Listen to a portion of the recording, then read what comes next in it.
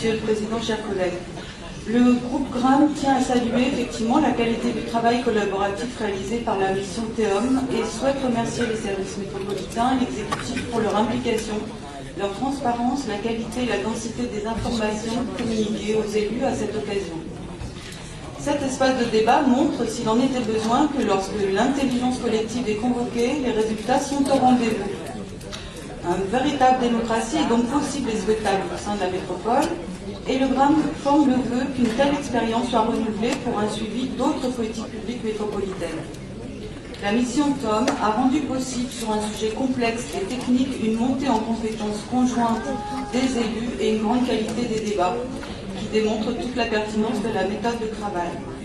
Au-delà de l'objectif prioritaire dévolu à cette mission et qui réside dans la sécurisation du financement de la TOM au regard des contentieux juridiques en cours actuellement, ce rapport esquisse quelques perspectives de court et moyen terme que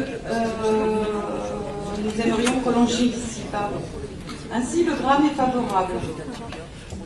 Deux points. À la mise en œuvre d'une tarification incitative et non punitive adossée à des actions concertées de prévention en lien avec les établissements d'enseignement, les associations, mais aussi les bailleurs sociaux, les entreprises, avec éventuellement des possibilités d'exonération à étudier en fonction des problématiques sociales.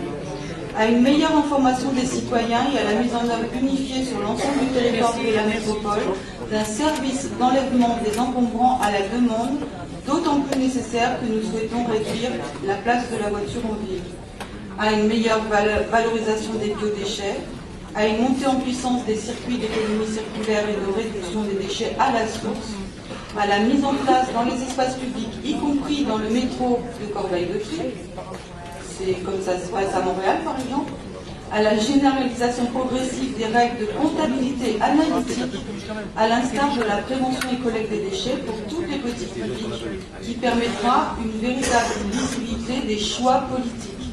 Je vous remercie.